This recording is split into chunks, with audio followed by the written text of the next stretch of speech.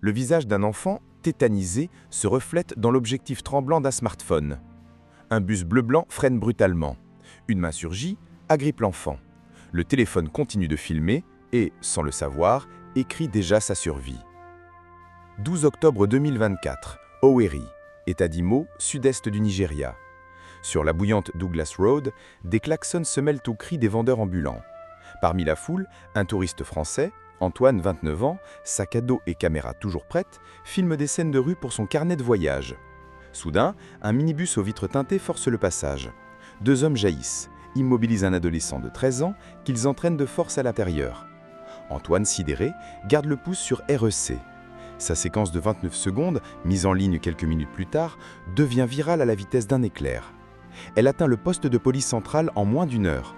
Les autorités, déjà en alerte après plusieurs signalements d'enlèvement destinés à un réseau d'extraction d'organes, déclenchent une traque immédiate.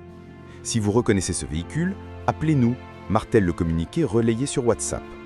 La ville retient son souffle, chaque seconde compte. L'enfant se nomme Chibuike, 13 ans, apprenti mécanicien, orphelin de père, pilier silencieux d'une fratrie de 3. Chaque matin, il traverse Douglas Road pour livrer des pièces détachées. Studieux, discret, il rêve de devenir ingénieur afin d'offrir un toit digne à sa mère malade. Ce 12 octobre, son uniforme de l'atelier, une salopette trop grande, flotte au vent lorsqu'il est tapé par les ravisseurs. Dans le même instant, deux héros de l'ombre entrent en scène sans se connaître. Antoine derrière sa caméra et l'agent Ebere Okonko, 31 ans, en patrouille motocycliste. L'un capture la preuve, l'autre scrute les réseaux en temps réel. Le destin de Chibuike repose désormais sur la synchronisation de leurs actes. Le bus fonce vers la rocade. À bord, Chibuike découvre des seringues, des sacs de glace, des barches plastiques tachées. Les kidnappeurs appartiennent à un réseau plus vaste, une filière d'organes qui cible des adolescents pauvres pour alimenter un marché clandestin estimé à plusieurs milliards selon Interpol. Pendant ce temps, la vidéo d'Antoine explose. 50 000 partages en 30 minutes. Une femme reconnaît la plaque partielle du véhicule, un chauffeur de taxi identifie l'axe de fuite. L'injustice choque. Un enfant arraché à la rue parce que son corps vaut plus que son avenir. Les commentaires implorent « Sauvez-le avant qu'il ne disparaisse ». La tension monte. Chaque like est un battement de cœur suspendu. Grâce aux repères fournis par les internautes, l'agent Ebere Okonko et son unité verrouillent la route d'Orlu. À 16h12, il repère le minibus abandonné près d'un chantier. Chibuike, ligoté, a réussi à se glisser hors du véhicule lorsque les ravisseurs ont fui dans la brousse sous les sirènes. Tremblant mais vivant, il serre la main d'Okonko. Une poignée filmée, cette fois par la caméra piéton du policier. Quelques heures plus tard, l'arrestation d'un suspect clé, Justine E., 38 ans, révèle l'horreur.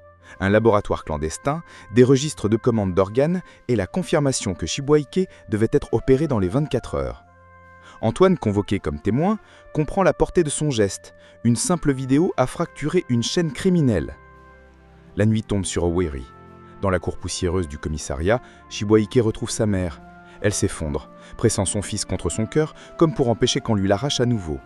Antoine, debout à quelques mètres, réalise qu'il n'y a pas de petites images. Chaque seconde capturée peut devenir une arme contre l'injustice. Derrière eux, l'agent Ebere Okonko remet en marche sa moto. D'autres alertes bourdonnent déjà. Lorsque la caméra tremble, c'est l'humanité qui respire. Ne détournez jamais le regard. Un simple geste peut arracher un enfant aux ténèbres. Le trafic d'organes prospère sur le silence. Aujourd'hui, la rumeur en ligne a fait plus de bruit que leur moteur. Faisons-en une tempête. Partagez cette histoire pour briser l'omerta. Abonnez-vous pour que l'algorithme amplifie les voix des sans-voix. Likez si vous croyez, vous aussi, que la vigilance citoyenne peut sauver des vies. Chaque vue est une veilleuse allumée pour les enfants qui marchent seuls. N'éteignez pas la lumière.